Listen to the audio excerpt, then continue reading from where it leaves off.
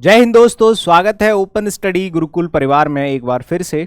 ये है 75 days vocab challenge में 45वीं क्लास, जिसमें section third idioms and phrases की 5वीं क्लास रहेगी।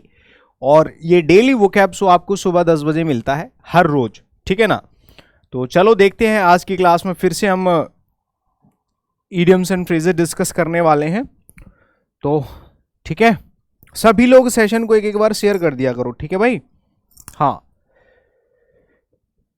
सब लोग सेशन को शेयर कर दिया करो। और पीडीएफ कहाँ मिलेगी आपको? Open study Gurukul Telegram channel पे इसकी पीडीएफ मिल जाती है। क्लास का कमेंट करके जरूर बताया करो, ठीक है, कि आपको क्लास कैसी लग रही है, ठीक है भाई। चलो, तो देखिए आज की क्लास का, जितने भी आज की क्लास में इडियम्स होने वाले हैं उसमें से नाक और टीथ, दांत के ऊपर जितने भी इडियम्स बनते हैं, नोज वर्ड से जितने भी इडियम्स बनते हैं, वो सारे के सारे मैं आज की क्लास में करा दूंगा। एक तरीके से आप ये कह सकते हैं कि किसी भी एक वर्ड के बेस पे जितने भी इडियम्स बनते हैं, है ना। इससे पहले भी कई सारी क्लासेस में हमने ऐसे करे हैं। ऐसे ही आज की क्लास में नोज और टीथ से जितने इडियम्स बनते हैं उनका क्या मीनिंग होता है। जैसे यहाँ पे लिखा है ऑन द नोज, तो ऑन द नोज का क्या मतलब होता है, ठीक है। इडियमेटिक मीनिंग क्या होता है वो समझ लेते हैं।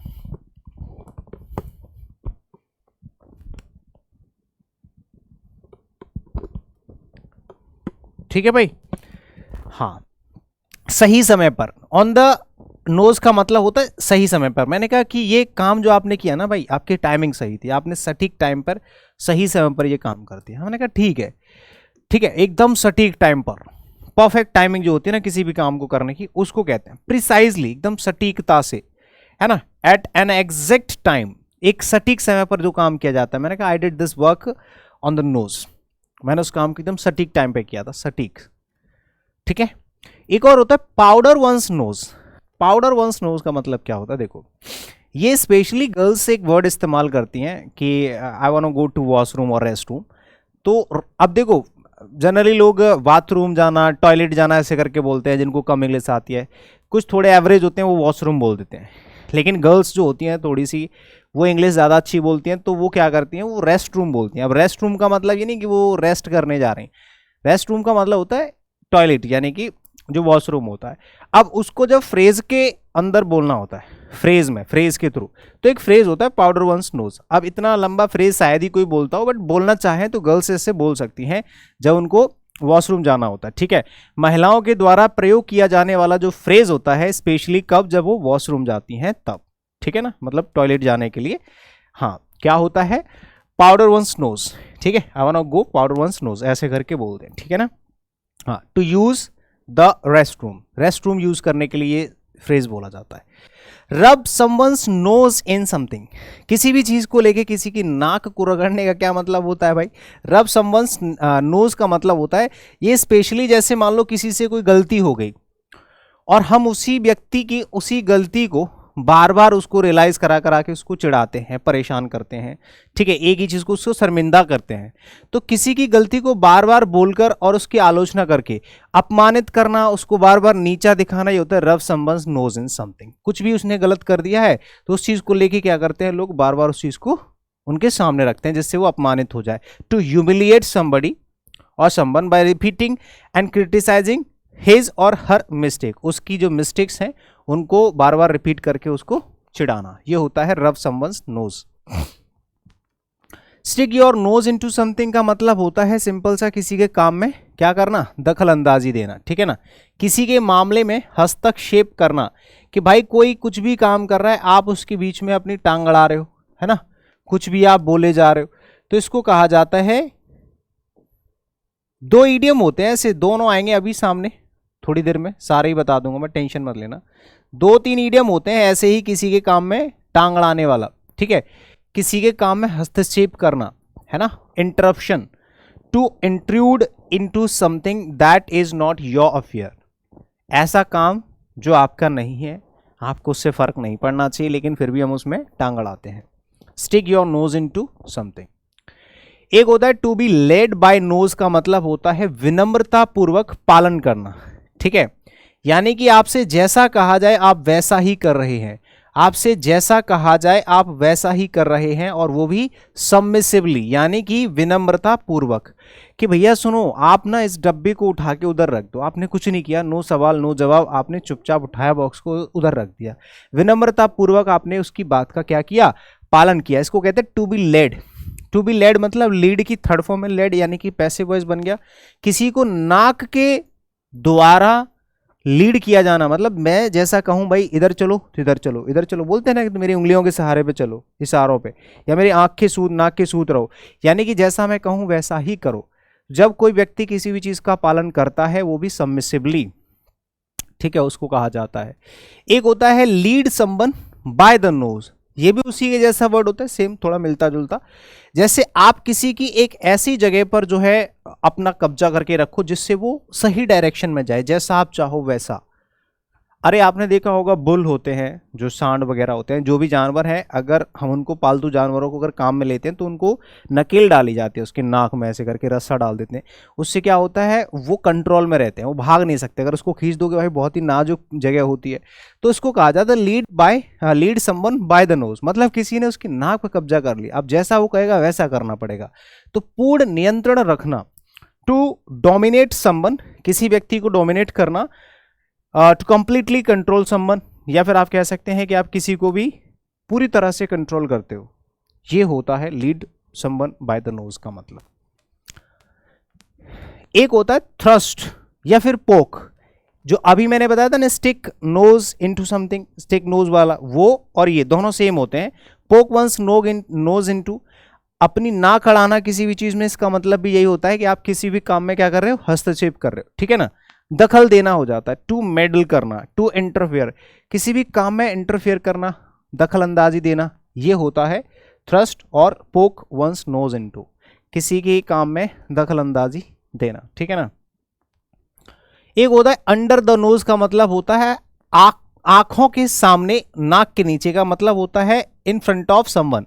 सिंपल सा मीनिंग इसका क्या हो जाता है, इन फ्रंट ऑफ समवन, यानी कि किसी व्यक्ति के आंखों के सामने। मैंने कहा यार सुनो, ये जो तुमने किया था ना, मैंने अपनी आंखों से देखा, ये काम मेरी आंखों के सामने हुआ है।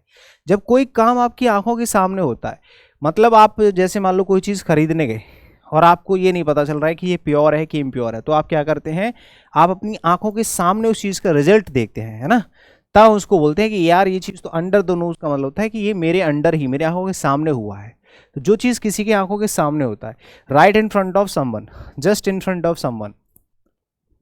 To pay through one's nose, to pay through one's nose का क्या मतलब होता है, देखो जरा, भारी कीमत चुकाना। जैसे आपने कोई नुकसान कर दिया, कोई भी नुकसान हो गया किसी भी कारणवश, उसकी भरपाई करते हैं और वो भी बड़ी मात्रा में, ठीक है ना, तो ये होता है to pace through one's nose का मतलब होता है भारी कीमत चुकाना, ठीक है ना।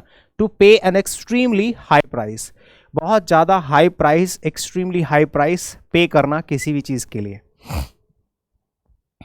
ठीक है ना। हाँ, to look down one's nose का क्या मतलब होता है, to look down one's nose, ये होता है किसी में दिलचस्पी ना दिखाना, या फिर ये सोचना कि यार ये क्या ही है ना, ऐसे करके जब हम किसी को सोचते हैं ना ये क्या ही है, ऐसे करके, ये होता है किसी को तुच्छ समझना, ये मेरे सामने क्या ही है यार, कुछ नहीं है। तो किसी को बहुत ही तुच्छ समझना, रिगार्ड विद कंटेम्प्ट, मतलब किसी को भी इस तरह से रिगार्ड करना, बहुत ही क्रिटिसाइज के साथ में, घृणा के साथ में, आप ये कह सकते हैं घृणा के साथ में किसी को क्या करना, किसी को रिगार्ड करना, ठीक है ना। टर्न ऑफ वंस नोज का क्या मतलब होता है, ये भी बिल्कुल वैसा ही है। टर्न ऑफ वंस नोज का मतलब होता है अपनी नाक टर्न अप कर लेना, मतलब आप उस चीज को नहीं चाहते, ठीक है ना, नाक चढ़ाना, तिरस्कार करना, दोनों का लगभग मतलब सेम है। देखो, एक तो होता है कि कोई व्यक्ति आपको ऐसा लग रहा है कि ये इस काम को कर ही नहीं सकता, ये इसके लायक नहीं है, ये बिल्कुल तुच्छ है, ये इसके लायक नहीं है, ये योग्य नहीं है, तो हमने उसको नीचा दिखाते हुए जब उसको आंकते हैं, अरे यार ये क्या ही कर लेगा, तो उसको बोलते हैं, है ना। हाँ, तो उसको क्या बोलते हैं, उसको बोलते हैं to look down one's nose, है ना, ऐसे करके उसको नीचा दिखाना या उसको अयोग्य समझना। और एक होता है हम किसी भी चीज को डिसलाइक करते हैं, यार छी ये नहीं मुझे पसंद है, तो ये होता है नाक चढ़ाना, यानी कि किसी भी चीज का तिरस्कार करना, ठीक है ना। To treat others with contempt और टू डेस्पाइस, आप ये कह सकते हैं किसी भी चीज से नफरत करना, ठीक है। वाइप द नोज ऑफ का क्या मतलब होता है? वाइफ मतलब साफ करना, नोज ऑफ मतलब देखो किसी भी चीज से आपको वंचित कर दिया गया है, मतलब जो भी आपको चाहिए या जो आपको मिलना चाहिए उस चीज को खत्म कर दिया कि भाई जाओ अब ये तुम्हारा नहीं है, तुम निकलो यहां से, ठीक है ना, उसको बोलते हैं क्या चीज? Wipe the nose of. Wipe the nose of का मतलब होता है किसी चीज से वंचित करना, किसी भी व्यक्ति को उस चीज से वंचित कर देना, ठीक है, ये इसका मीनिंग होता है। टू डिप्राइव ऑफ, ठीक है ना, हाँ जी। आगे चलेंगे next. By the skin of one's teeth का मतलब देखो होता है बाल बाल बचना। जैसे कि मान लो ये गाड़ी जा रही है इधर से और अचानक से वो आपके बगल से होकर निकल जाए तो बोलते हैं ना यार मैं बच गया आज, तो बाल बाल बच गया, मतलब ये मान लो बहुत ही नैरो एस्केप बोलते हैं। एक जरा सा स्पेस से आपको किसी खतरे से जब आप बच जाते हैं तो इसको हम कहते हैं क्या चीज़? By the skin of one's teeth, मतलब जो हमारे दांतों के बीच में जो भी गैप होता है या जो स्किन होती है, जो कुछ भी है, उसका कितना ही जो है वॉल्यूम होता होगा, उसकी इतनी चौड़ाई लंबाई होती है, कुछ नहीं, जरा सा, मतलब ये मान लो बच ही गए हो, जरा सा भी इधर उधर होते टक्कर भिड़ जाती, मर जाते। तो by the skin of one's teeth का मतलब होता है बहुत कम अंतर से, ठीक है, हाँ, या फिर बाल बाल बचना ऐसे करके भी बोल सकते हैं, बाल बाल बचना भी ये इसका मीनिंग होता है, ठीक है ना। बाय द नैरोएस्ट मार्जिन, बहुत ही कम मार्जिन से, बहुत कम मार्जिन से 0.00001% से अगर कोई व्यक्ति जीत जाता है, that is called by the skin of one's teeth. एक होता है armed, armed to the teeth, मतलब उसकी हर चीज आर्म्ड है, हर चीज मतलब पैर से लेके चोटी तक वो एकदम लैस है हथियारों से, उसको कहते हैं आर्म्ड टू द टीथ। आप इस व्यक्ति को दे रहे, इस पे हर तरह का हथियार लादे घूम रहा है, हर तरह की चीजें, देखो कितने सारे हथियार ले रखा है, इसको कहते हैं कई हथियारों से लैस, पूरी तरह से उसके पास हर तरह, चाकू भी है, गोली बंदूक बारूद हथियार सब है, कुल्हाड़ी उलाड़ी तीर अंदाज सब कुछ लेके घूम रहा है, इसको कहते हैं कैरिंग मैनी वेपन्स। एक व्यक्ति जो कई तरह के वेपन्स लेके चलता है उसको बोलते हैं आर्म टू दी टीथ। एक सोल्जर को बहुत सारे आर्म्स पकड़ा दिया है कि भैया तुम जाओ लड़ने के लिए युद्ध में, ठीक है। एक होता है ग्रिंड वंस टीथ, मतलब दांत पीसना, मतलब गुस्सा करना, ठीक है, गुस्सा होना, गुस्सा होना है ना। ग्रिंड वंस टीथ का मतलब होता है गुस्सा होना, एकदम खींचना, खींच जाना, खींचना होता है ना, बहुत ज्यादा अनॉय हो जाना, है ना। टू बी वेरी अनॉयड और angry about something without being able to say anything about it, मतलब किसी भी चीज के बारे में बिना कुछ कहे बोले खुद ही बहुत तेजी से गुस्सा हो जाना, ये होता है ग्रिंड वंस टीथ। ऐसा करके बोलता जैसे ये व्यक्ति कर रहा है, ये किसी पे गुस्सा दिखा नहीं रहा, किसी पे गुस्सा कर नहीं रहा है, ये खुद परेशान हो रहा है, खुद गुस्सा हो रहा है, चिढ़ रहा है। गुस्सा होना और गुस्सा करना दोनों अलग अलग चीजें हैं। ये होता है cut your teeth on something का मतलब होता है अनुभव हासिल करना। Cut your teeth on something, किसी भी चीज पे आप अपने दांत काट रहे हो, इसका मतलब है कि आप उस चीज पे प्रैक्टिस कर रहे हो, आप उस चीज का अपने ऊपर क्या ले रहे हो, एक उसका अनुभव ले रहे हो, अनुभव हासिल कर रहे हैं। ये बच्चा क्या कर रहा है, डेली डेली अकेला प्रैक्टिस कर रहा है, इसका मतलब है to learn basic skills in a field, किसी भी एक पर्टिकुलर फील्ड में बेसिक्स सीखना, छोटी छोटी चीजों को सीखना, ठीक है ना, इसको कहते हैं चीज, क्या कहते हैं, cut your teeth on something, अनुभव हासिल करना, बेसिक्स सीखना। अगर आप लोग इंस्टाग्राम यूज करते हैं अनिल जादौन इंग्लिश करके मेरी आईडी, आप यहाँ पे मेरे साथ जुड़ सकते हैं। और ओपन स्टडी जो है हमारा टेलीग्राम चैनल है, ओपन स्टडी ही एप्लीकेशन है जहाँ पे आपको पेड क्लासेस मिल जाएंगी इंग्लिश की, एसएससी या अदर किसी एग्जाम के लिए, ठीक है। इन दी टीथ ऑफ का मतलब होता है देखो किसी भी चीज का जब हम प्रत्यक्ष विरोध करते हैं, प्रत्यक्ष साफ सुथरा जो सामने हो, जैसे आप देख रहे हैं कि भाई बीजेपी का जो विरोध है वो साफ सुथरा होता है, कौन करते हैं, बाकी के पार्टी जैसे कांग्रेस कर रही है। ऐसे ही जब हम किसी फील्ड में जाते हैं, गेम क्रिकेट या कोई भी फुटबॉल, तो वहाँ पे जो पार्टी होती है, मतलब एक एक पारी होती है, मतलब दूसरी टीम और एक दूसरे के क्या होते हैं, विरोधी होती हैं, एकदम कट्टर विरोधी होते हैं उस टाइम पे, प्रत्यक्ष साफ सुथरा, ऐसा नहीं कि अंदर ही अंदर हम किसी के साथ विरोध कर रहे हैं, नहीं, साफ साफ विरोधी हैं, ये कभी भी चूकेंगे नहीं, इनको कभी भी जिताएंगे नहीं, है ना, एक दूसरे के विरोधी होते हैं, तो डायरेक्टली अगेंस्ट, है ना, पूरी तरह से किसी भी चीज के खिलाफ जब होते हैं ना, तो उसको कहा जाता है इन द टीथ ऑफ, ठीक है भाई। एक होता है नेस वंस टीथ, ये भी गुस्से से रिलेटेड है, ठीक है ना। हाँ, दांत पीसना मतलब होता है गुस्सा होना।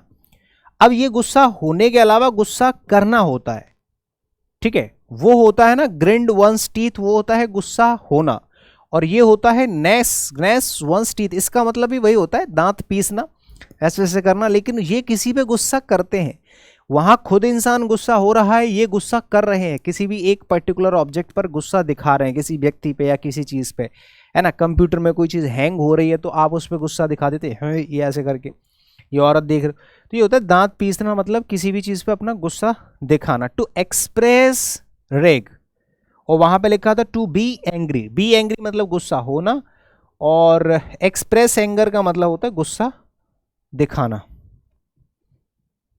ठीक है ना। आगे चलिए, एक होता है टीथ ऑन एज, एज तो होती है धार, ठीक है, और टीथ ऑन एज मतलब होता है किसी को चिढ़ाना, ठीक है, क्या करना भाई, किसी को चिढ़ाना होता है, किसी को अनॉय करना। टीथ ऑन एज का मतलब होता है किसी को चिढ़ाना, तकलीफ देना, मतलब किसी को परेशान करना, चिढ़ाना, ये होता है। टू इरिटेट आप कह सकते हैं। एक होता है so the dragons teeth, so the dragons teeth, अब भाई ड्रैगन का टीथ मतलब समझते हो, ये होता है भविष्य के लिए परेशानी इकट्ठा करना। So the dragons teeth, dragon तो आपको पता है बहुत बड़ा राक्षसी जैसा, एक पक्षी जैसा होता है, राक्षस भी होता है पक्षी, जो ड्रैगन चाइना का क्या है, फ्लैग पे लगा होता है ना चाइना के पे, उसको बोलते हैं। तो अब सो द ड्रैगन्स टीथ, है ना, इसका मतलब हो जाता है कि भविष्य के लिए परेशानी इकट्ठी करना, आप फ्यूचर के लिए परेशानी इकट्ठी कर रहे हो, कुछ भी ऐसा डिसीजन ले रहे हो, कुछ भी आप ऐसा कर रहे हो, to create future troubles for yourself और अदर्स, ठीक है ना, ऐसे करके आप ये कह सकते हैं। चलो, टीथिंग प्रॉब्लम्स का मतलब क्या होता है भैया, ये होता है प्रारंभिक कठिनाइयां। टीथिंग प्रॉब्लम, अगर आप कोई भी काम कर रहे हैं, कुछ भी XYZ, आपको शुरुआत में परेशानियां बहुत आएंगी, चाहे वो आप पढ़ाई करो, चाहे आप बिजनेस करो, नौकरी करो, कुछ भी करो, आपको शुरुआती फेज में कुछ प्रॉब्लम्स फेस करनी पड़ेंगी, और वे जो प्रॉब्लम्स होती हैं उन्हीं को हम टीथिंग प्रॉब्लम्स कहते हैं, या टीथिंग प्रॉब्लम्स मतलब होता है शुरुआती प्रॉब्लम है, आगे कोई प्रॉब्लम नहीं होगी। तो भाई शुरुआती प्रॉब्लम के लिए हमें हमेशा तैयार रहना चाहिए, क्योंकि उसके आगे फिर चीज़ें अच्छी होना स्टार्ट हो जाती हैं, ठीक है ना। हाँ, to problems at the start of a new project, किसी भी प्रोजेक्ट की शुरुआत में जो प्रॉब्लम्स आती हैं वो। लाइक पुलिंग टीथ का मतलब क्या होता है, लाइक पुलिंग टीथ, आप देखो यहाँ पे इस फोटो से भी आप अंदाजा लगा सकते हैं, वैसे बेहद मुश्किल कोई टास्क होता है लाइक पुलिंग टीथ। अब कोई ऐसा काम है जो बहुत ही कठिन है, मैंने कहा यार this work is like pulling teeth, मतलब ये तो बहुत ही कठिन है यार, वेरी डिफिकल्ट टास्क, ठीक है ना, एक्सट्रीमली डिफिकल्ट टास्क। कोई भी एक ऐसा काम है जो बहुत ज़्यादा मुश्किल है, लाइक पुलिंग टीथ, ठीक है, मतलब बहुत ज़्यादा मुश्किल। एक होता है बटन वंस लिप, अरे भैया ये तो सिंपल है, बटन वंस लिप, आप अपने लिप पे बटन लगा लो, इसका मतलब चुप हो गए। आपने देखा होगा ये इमोजी हम लोग व्हाट्सएप पे यूज़ कर लेते हैं, तो इसका मतलब होता है बटन वंस लिप, मतलब जुबान पर ताला लगाना, यानी कि बातचीत बंद कर देना, ठीक है। You should button your lips, ठीक है, तुम्हें अपने मुंह पे ताला लगाना चाहिए। टू स्टॉप टॉकिंग, कुछ भी बोलते रहते हो, ठीक है ना। हाँ, तो अक्सर ये होता है कुछ लोगों के साथ जो कुछ भी बोल देते हैं, स्पेशली वे लोग जो सच बोलते हैं। सच हमेशा हर किसी को पसंद नहीं आता, सच बहुत महंगी चीज़ है, इसको हर कोई अफोर्ड नहीं कर सकता। सच बोलने से और सुनने से बहुत सारी चीज़ें खराब हो जाती हैं। To cut one's teeth on का मतलब क्या होता है, देखो अनुभव हासिल करना, ये अभी अभी पढ़ के आए हैं, ये रिपीट हो चुका है। To cut one's teeth on something, ये रिपीट है, एक एग्जैक्टली रिपीट है, सेम ईडियम रिपीट हो चुका है ना। To cut one's teeth on something मतलब होता है किसी भी चीज़ के प्रति अनुभव हासिल करना, है ना, टू गेन एक्सपीरियंस। एक होता है टू सो टीथ, मतलब सो टीथ, अब देखो ये मैडम जी को धमकी भरा रवैया अपनाना, यानी कि जब जैसे होता है ना, कई सारे लोग किसी भी चीज़ से कन्विंस नहीं हो पाते हैं तो फिर उनको गुस्सा आता है, जब गुस्सा आता है तो फिर वो क्या करते हैं, उस चीज़ को लेके किसी को वो करते हैं, धमकी देते हैं कि सुन अगर तुमने ऐसा नहीं किया तो फिर हम ये करेंगे वो करेंगे, तो इसको बोलते हैं to sow teeth. To sow teeth का मतलब होता है धमकी भरा रवैया अपनाना, धमकी भरा रवैया अपनाना, यानी कि एक ऐसा एटीट्यूड दिखाना जिसके अंदर एक थ्रेट होती है कि सुनो अगर आपने ऐसा नहीं किया तो हम ऐसा कर देंगे। To adopt a threatening attitude, किसी भी भाषण में, किसी भी असेंबली में थ्रेटनिंग एटीट्यूड को यूज करना। हैंग ऑन वंस लिप्स का मतलब क्या होता है? हैंग ऑन वंस लिप्स का मतलब क्या होता है? ये होता है बातों को उत्सुकता से सुनना, है ना, किसी के होठों की तरफ देखते रहना। जैसे मान लो कोई व्यक्ति है और वो बोल रहा है ना, क्या कर रहा है? बोल रहा है। अगर कोई व्यक्ति है और वो बोल रहा है तो आप उसके लिप्स की तरफ देखे जा रहे हो। क्या कर रहे हो? आप उसके लिप्स की तरफ देखे जा रहे हो। तो लिप्स की तरफ देखे जा रहे हो मतलब आप ये देख रहे हो कि भैया ये बोल क्या रहा है। अब जब वो इंसान ज़्यादा एक अच्छे तरीके से बोल रहा होगा तभी ना उसकी तरफ देख रहे हैं, है कि नहीं? तो जैसे ये व्यक्ति है, ये व्यक्ति इस व्यक्ति की तरफ देख रहा है, बड़े ध्यान से सुनना है कि ये कह क्या रहा है, क्योंकि ये इसके लिप्स की तरफ देख रहा है, मतलब ये जो भी बोल रहा है उसको ध्यान से सुनना है। तो हैंग ऑन वंस लिप्स का मतलब होता है किसी की बातों को बड़े ध्यान से, बड़े गौर से सुनना, है ना। Listen ईगरली and with close attention, बहुत ही गहरे अटेंशन के साथ किसी भी बात को ध्यानपूर्वक सुनना, अटेंशन के साथ भी ध्यानपूर्वक। एक होता है टाइट लिप्ड। टाइट लिप्ड होता है भैया बहुत ही कम बोलने वाला, मतलब कुछ बताने को तैयार नहीं है, चुप रहना। टाइट लिप्ड भैया जिसके लिप्स बहुत ज़्यादा टाइट, मतलब उससे अगर आप कुछ भी उगलवाना चाहोगे बड़ी मुश्किल से शायद ही वो बोले, अदरवाइज वो हो सकता है नहीं बोले। ऐसा कब होता है?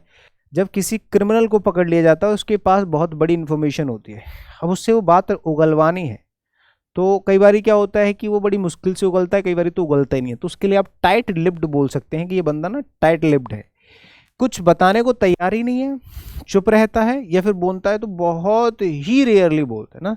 सिक्रेटिव है, अनविलिंग टू से समथिंग, कुछ भी कहने के लिए वो अनविलिंग है। अनविलिंग का मतलब है कि वो चाहता ही नहीं है, ठीक है, इच्छा नहीं उसकी कुछ भी बताने की।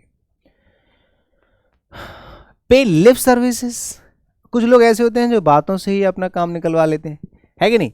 बिना कोई ठोस कदम उठाए किसी चीज का समर्थन करने की बात करना, मतलब टॉक अबाउट सपोर्टिंग समथिंग, किसी भी चीज के बारे में सपोर्ट तो कर रहे हो बट सिर्फ बातों से, है ना। Without taking any concrete action, एक ऐसा एक्शन नहीं ले रहा, वो कोई एक्शन नहीं ले रहा, हाँ ठीक है यार कोई बात नहीं मैं हूं ना।